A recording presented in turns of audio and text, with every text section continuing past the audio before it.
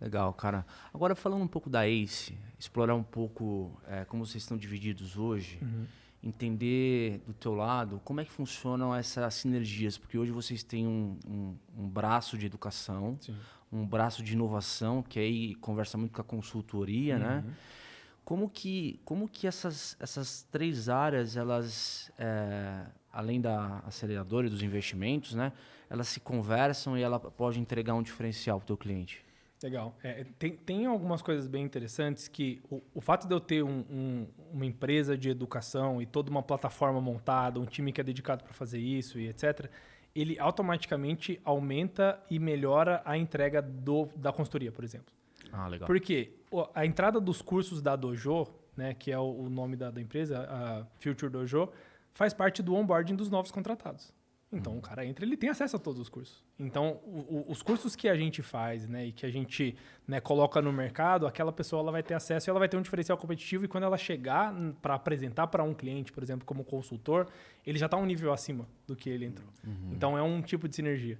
Outro tipo de sinergia que a gente olha entre investimentos e a frente de consultoria o pessoal de consultoria precisa de um mapeamento de tendência de longo prazo para a logística. E a gente trabalha com isso. E a gente vai, por exemplo, fazer um mapeamento e olhar para as teses de inovação daquela empresa em logística e vai falar quais são as grandes tendências que podem acontecer em outros países, os outros benchmarks que a gente pode ter, legal. A gente consegue aproveitar essas tendências e olhar junto com esse investidor, né, com esse cliente corporativo, e ou investir junto com ele nessas tendências, ou se ele não estiver pronto para investir, a gente olha para o mercado e a gente pode investir o nosso capital e dos nossos investimentos. E que lá na frente, daqui a 4, 5 anos, quando as tendências se materializarem, essa mesma empresa pode comprar o nosso negócio. Então, eu uso o time, né, de inovação, né, de Cortex também como uma luneta para poder olhar para mercados e falar, pô, esse cara aqui eu poderia vender para o Itaú lá na frente, quem sabe? E aí eu consigo, né, como eu tenho acesso já, por exemplo, à diretoria do Itaú e eu vou ter esse relacionamento de longo prazo, no dia que o cara estiver pronto, eu consigo mandar um e-mail ou ligar para o cara do Itaú e falar, olha, esse cara aqui você precisa ver. Então, isso gera uma sinergia muito bacana.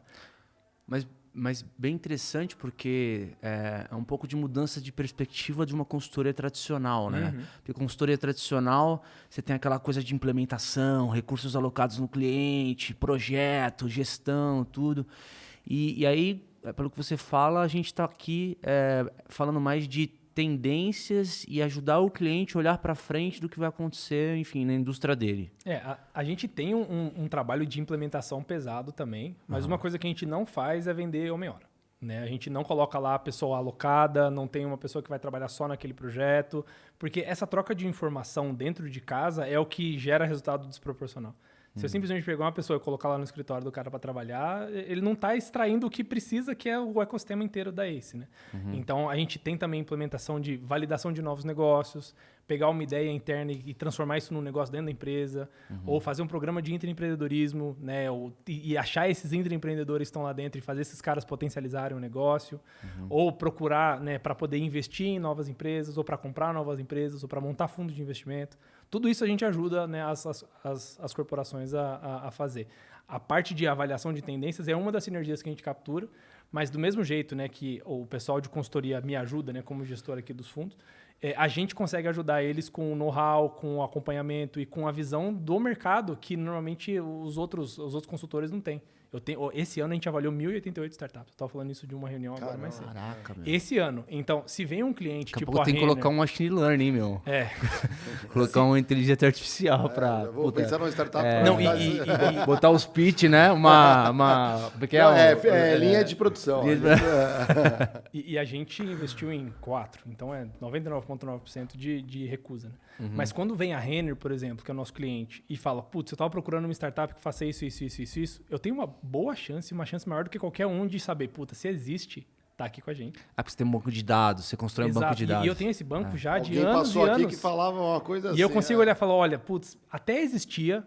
Eu falei com esse cara em 2016, em 2017 ele não cresceu, em 2018 ele tentou levantar dinheiro, mas em 2019 morreu. E eu consigo ter a visão histórica e isso gera um valor incrível para a empresa. E já aconteceu de você ressuscitar um cara desse que deixou da ideia e aí...